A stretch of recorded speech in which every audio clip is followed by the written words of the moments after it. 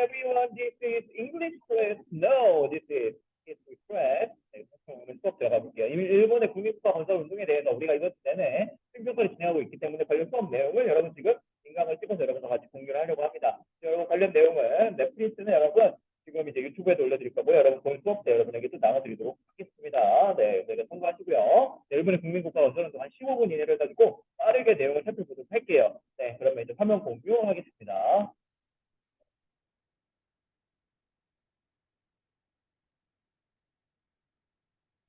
네. 네, 네, 일본의 국민국가 건설 운동과 관련된 내용입니다.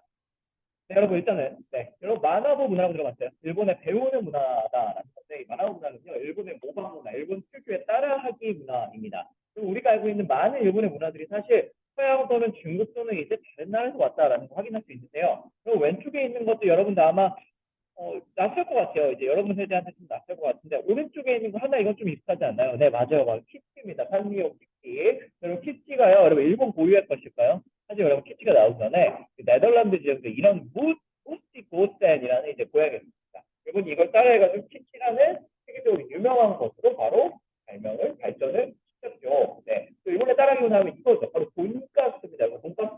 그러면 돈가스 관련 내용은요. 정호쌤의 힌트 내용을 좀 보시면 같고요. 그건 이 돈가스가 바로 이 서양의 포크 커틀릿에서 나왔다.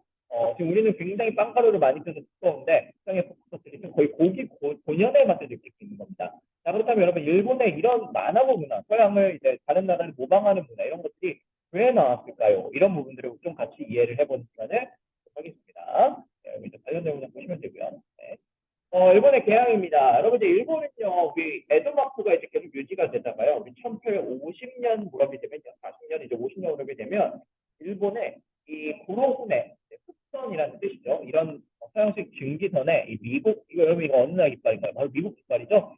이 성조기를 단 서양식 증기선, 검은색 깔로 이렇게 칠해진 이 배들이 일본 에도 앞에 있는 우라가만이라는 곳에 정박을 합니다. 이 배는요, 바로 이 무시무시하게 생긴 아저씨가 타고 있는 처음 대문과 같기도 하고요. 바로 페리 제국이라는 건데요. 이분이 바로 일본에 이제 상륙을 하면서 일본이 서양 세력과 교역을 하기 시작합니다. 물론 이전에도 일본은 난학이라던가 서양과 교류하고 있었기 때문에 우리처럼 우리 대한민국처럼 고립되지는 않았었어요. 하지만 이번 계기를 통해서 일본이 완전하게 개방을 하게 되는 면모를 보이게 됩니다. 네. 그럼 이 페리 제독이 이제 끌고 온 이 흑선의 위력이 어마어마하게 셌고 이 페리 제독이 굉장히 일본 사람들 입장에서 공포스럽게 느껴졌나 봐요. 그래서 일본 사람들이 이거를 이렇게 묘사를 했어요.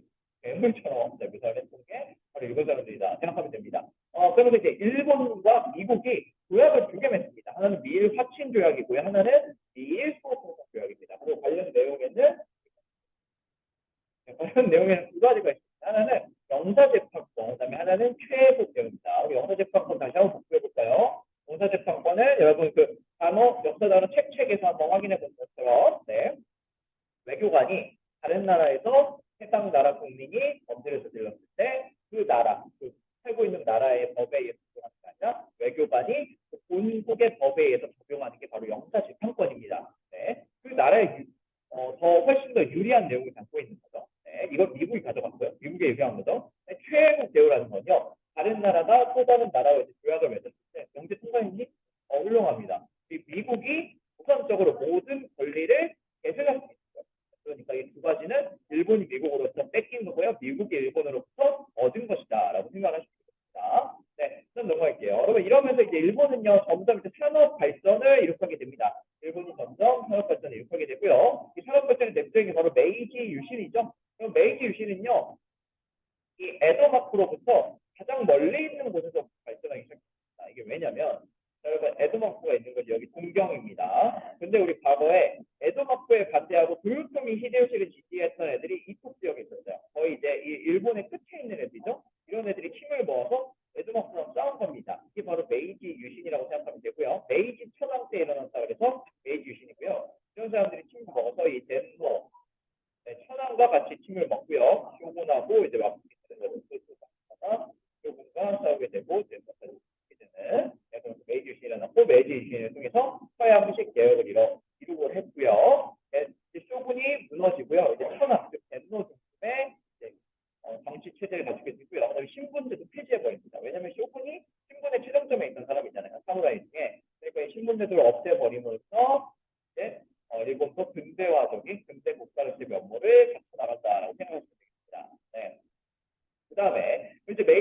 기운의 자유민권 운동이라는 것도 일어나게 되고요. 여러분 이 사람이 바로 여러분 그 당시 일본 천황입니다. 메이지.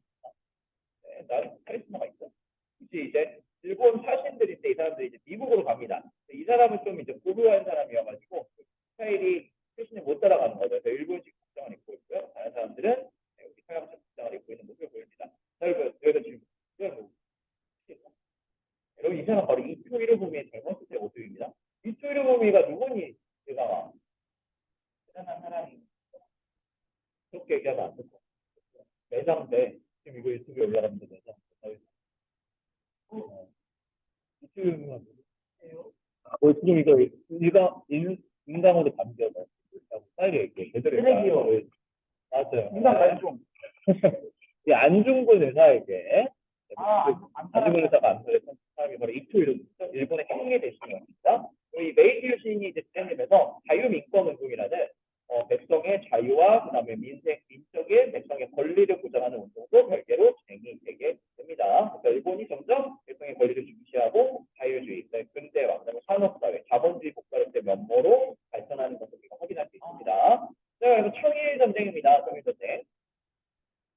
네, 여러분 일본은 이런 식으로 해가지고 점점 국력을 키워가고요. 이 국력이 이제 발돋움을 하면서 조선, 그다음에 우리 좀 더 조선 밑으로 조금 내려가면 여러분 류큐라는 것이 있어요. 류큐. 수능 채워야 될 걸 류큐. 류큐를 이제 병합을 합니다. 조선을 이제 사실상 개항을 시키고요. 류큐는 병합을 해서 일단 오키나와로 만들어버렸어요. 일본 역수로 만들어버립니다. 그다음에 이제 청나라랑 대결하게 돼요. 이제 조선을 두고 당시 조선의 왼편에 있던 바로 이 청나라와 그다음에 일본이 싸우게 되는 거죠. 일본이. 네? 이게 바로 청일전쟁이고요. 이 청일전쟁의 결과 승리하게 되면서 청나라는 사실상 이제 몰락을 하게 되고 일본은 강대국으로서 주장하게 되는 배경이 있습니다. 여러분 이 관련 내용은 내년에 한국사 때 자세히 공부할 거니까요. 넘어가도록 할게요. 그다음에 여러분 러일 전쟁입니다. 일본이 이제 청나라는 물리쳤잖아요. 청나라는 물리쳤. 그다음에 일성이 다 했어요. 잠깐만요. 일성아, 가지 말고 잠깐 있어보세요. 자, 여러분 인강 있는 친구들 잠깐만 여기 선생님 뭐 좀 확인해야 돼서 잠깐만 좀 기다립시다. 일성아 잠깐만 선생님 핸드폰을 확인하시죠. 한중이잖아요. 아직도 하고 있어? 뭐하니? 그냥 기다려 잠깐 선생님.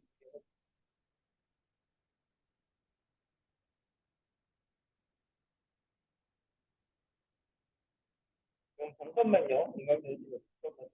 효율성 없네요. 잠깐 기다리세요. 내용을 확인하겠습니다.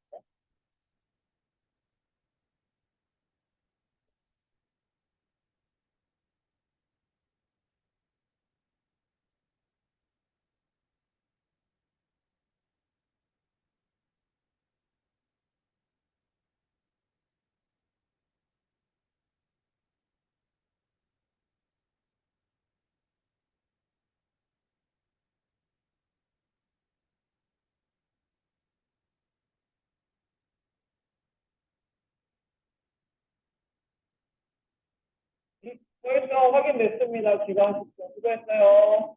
네, 그런 거 일정이 보냈고요. 다음 이제 러시아와 이제 일본이 싸운다 그랬죠. 당시 여러분 서양 여러 국가들은요. 지금 미국 사람이고요. 뭐 영국 사람도 있고, 막 독일 사람도 있고, 뭐 이런 사람들이 있는데 인도 사람도 있고 구경을 하고 있는데 지금 누가 싸우고 있어요.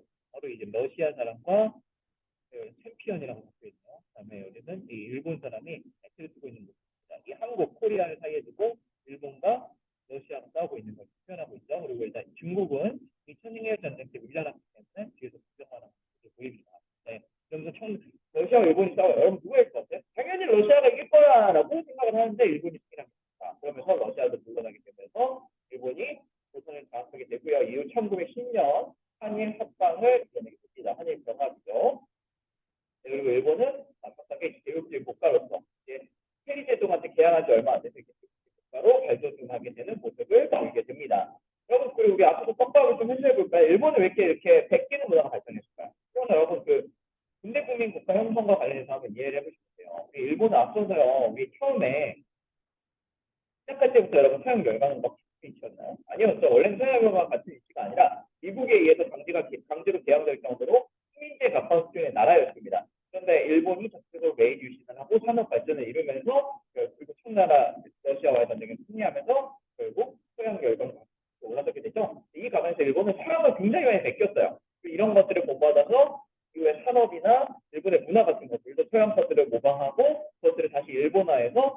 일본의 고유한 풍속을 만들어냈죠. 어떻게 보면 일본의 저력이라고 볼 수도 있고요. 아마 이제 일본은 이제 본인들이 이제 그 나라 이제 대체로 이제 발명이나 이런 것들이 새로운 걸 만들기보다는 기존에 있던 거를 다시 정교하게 다듬고 기존에 있던 걸 보조하는 거에 좀 많이 집중하는 편이기 때문에 이런 부분에는 좀 이제 한계도 분명히 있다라는 것도 여러분과 같이 공부를 하도록 하겠습니다. 그리고 역사적으로는 이 이후에 우리가 한일 정합이 일어나서 우리가 이제 한국이 일본의 식민지가 안타까운 모습도 보이게 되죠. 네, 여러분 여기까지 봤고요. 네, 여러분 여기까지 해가지고 여러분 지금 선생님이 페이지 보시면요. 두 번째 페이지 보시면 정우쌤의 힌트 내용 보시면 일본이 모방한 문화를 하나씩 여러분 적으라고 했습니다. 여러분 관련 내용을 유튜브 댓글로 달아주시면